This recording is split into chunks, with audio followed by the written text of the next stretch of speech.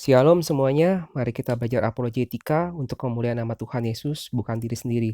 Saya bisa salah, Anda bisa salah, tapi firman Tuhan tidak mungkin salah. Tadi sore-sore saya lagi membuka Skype, terus ada seorang teman bertanya, mungkin orang Kristen, dia ingin bertanya, apa sih maksud di Yohanes 17 ayat 3? Lalu tadi saya udah terangkan ke dia, tapi saya pikir kayaknya saya ingin bikin video saja deh, supaya penerangan bagaimana saya menjelaskan juga bisa didengar untuk yang lain juga. Pertanyaannya gini, di Yohanes 17 ayat 3 kan dikatakan, inilah hidup yang kekal itu, yaitu bahwa mereka mengenal Engkau, satu-satunya Allah yang benar, dan mengenal Yesus Kristus yang telah Engkau utus. Dikatakan Allah itu satu, benar. Tuhan itu ehad, Tuhan itu satu. Terus dikatakan, dan mengenal Yesus Kristus yang telah Engkau utus. Jadi bagi pandangan orang di agama seberang, mereka mengatakan kalau Yesus itu diutus, gak mungkin Yesus itu adalah Allah. Ya kan? Karena bagi dia Yesus artinya yang diutus.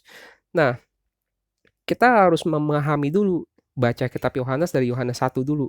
Siapakah Yesus itu? Yesus adalah firman yang menjadi manusia.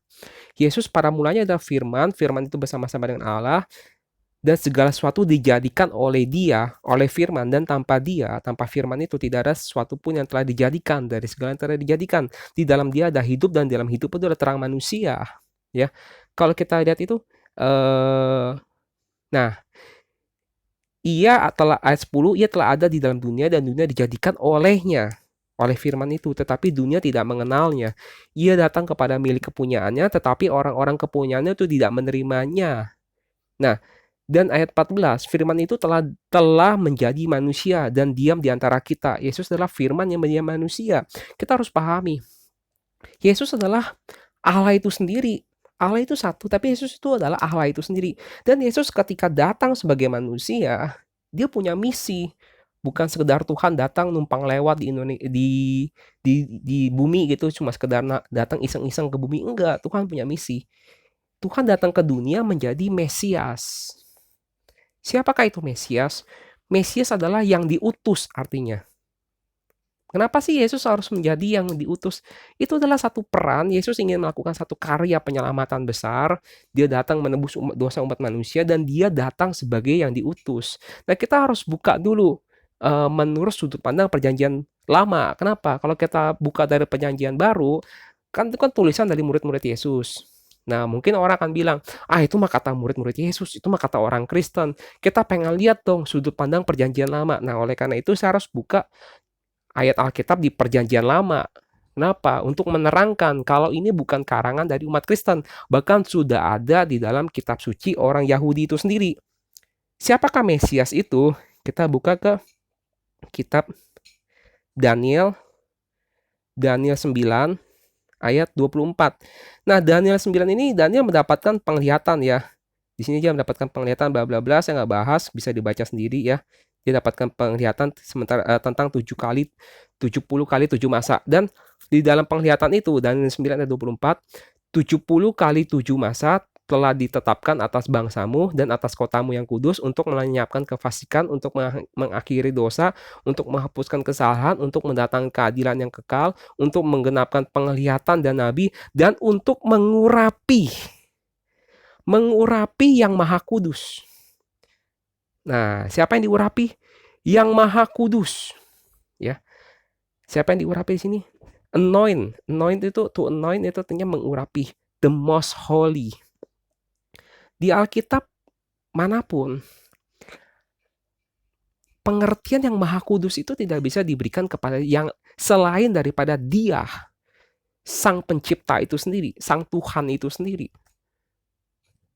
Tuhan sang pencipta alam semesta, Tuhan yang esa itu, Tuhan yang ehad itu yang bisa diberikan gelar the most holy, yang maha kudus, tapi dikatakan adalah yang diurapi. Kalau kita lihat bahasa aslinya, ya, kalau kita lihat bahasa Alkitab Perjanjian Lama itu pakai bahasa Ibrani, bacanya itu dari kanan ke kiri ya, seperti mirip-mirip seperti Arab gitu, tapi ini beda tulisan. Kita bisa melihat masing-masing kata-kata bahasa Ibrani itu sudah ada penulisan bahasa Inggris ya, kita bisa baca. Kalau kita pakai aplikasi Hebrew garis miring Greek Interlinear Bible ya. Di sini juga dikatakan to anoint, masa tuh ya. dari kata Mesia, ya, masa, ya. Ini atau kata Mesia to anointed, ya. Masa the most holy, kode mas walim shoah kodes kadashim, ya, untuk mengurapi yang maha kudus. Nah, kalau kita baca lagi ke Daniel 9 ayat 25, maka ketahuilah dan pahamilah ini, pada saat firman itu keluar, ya ini bahwa Yerusalem akan dipulihkan dan dibangun kembali sampai pada kedatangan seorang yang diurapi. Nah, ini akan ada kedatangan seorang yang diurapi. Seorang raja, ada 70 kali 7 masa dan 62 kali 7 masa lamanya kota itu, bla bla bla, bisa dibaca sendiri, tapi di sini ada katakan akan kedatangan seorang yang diurapi. Nah, kita lihat ya, yang diurapi itu yang maha kudus. Tapi nanti akan datang yang diurapi. Kita buka ke bahasa aslinya. Daniel 9 ayat 25, yang datang, yang diurapi itu disebutnya apa? Mesia. Yang akan datang itu adalah Mesias. Tuh ya, yang akan datang itu adalah Mesias. Mesias akan datang, tapi di ayat 9 ayat 24, yang diurapi adalah yang maha kudus. Jadi yang datang, sang Mesias itu yang datang adalah yang maha kudus. Yang maha kudus, yang satu-satunya yang maha kudus. Adonai Elohim. Adonai Ehad. Hanya Tuhan satu-satunya yang kudus yang akan datang sebagai sang Mesias. Ini menurut Alkitab Perjanjian Lama ya, bukan Alkitab Perjanjian Baru, bukan kata murid-murid Yesus, menurut Perjanjian Lama sendiri. Mesias yang akan datang. Ya. Dia akan datang, yang maha kudus akan datang dan dia adalah Mesias. Dan kalau kita baca ayat 26, sesudah 62 kali 7 masa, itu akan disingkirkan seorang yang telah diurapi, padahal tidak ada salahnya apa-apa. Ya, bawahnya saya nggak baca yang mengenai maka datanglah itu nubuatan juga, tapi saya nggak bahas nubuatan itu, saya ambil poin atasnya. Sesudah ke-62 kali 7 masa itu akan disingkirkan seorang yang telah diurapi, padahal tidak ada salahnya apa-apa. Kita 26, ya, yang akan disingkirkan adalah sang Mesias. Mesias akan disingkirkan, padahal dia tidak memiliki kesalahan apa-apa. Ya. Nah, kalau kita baca ke ayat yang tadi, ya kita alurnya ya, ayat 24, akan untuk mengurapi yang maha kudus. Hanya Tuhan yang maha kudus. Yang maha kudus ini akan diurapi. Artinya, yang diurapi itu sang Mesias adalah yang maha kudus. Dan ayat 25, sang Mesias akan datang, kedatangan seorang yang diurapi. Sang Mesias akan datang. Dan ayat 26, sang Mesias itu akan disingkirkan. Seorang yang telah diurapi ini akan disingkirkan, padahal tidak ada salahnya apa-apa. Nah, orang seringkali berpikir, Yesus bukan Tuhan, karena Yesus itu, artinya kalau Yesus Mesias, Yesus bukan Tuhan. Tidak. Mesias itu adalah yang maha kudus. Kalau saya beri ilustrasi ya, ini ilustrasi saja. Saya bukan menyamakan, tapi hanya sekedar ilustrasi, tolong dipahami sebagai ilustrasi. Kita kan mungkin sering nonton film action ya. Ada film action, mungkin action Asia ya, tentang Jackie Chan. Jackie Chan di dalam film, dia berperan sebagai aktor, dan dia juga berperan sebagai sutradara. Nggak ada yang aneh kan? Bisa nggak Jackie Chan berperan sebagai aktor dan sutradara dan bersamaan? Ini bisa aja. Jackie Chan, kalau bilang Jackie Chan itu aktor, jadi dia bukan sutradara. Ya kenapa nggak bisa? Jackie Chan jadi aktor, juga jadi sutradara di waktu yang bersamaan. Yesus adalah sang firman, Yesus adalah Allah, Yesus adalah sang pencipta, dan Yesus juga menjadi sang Mesias.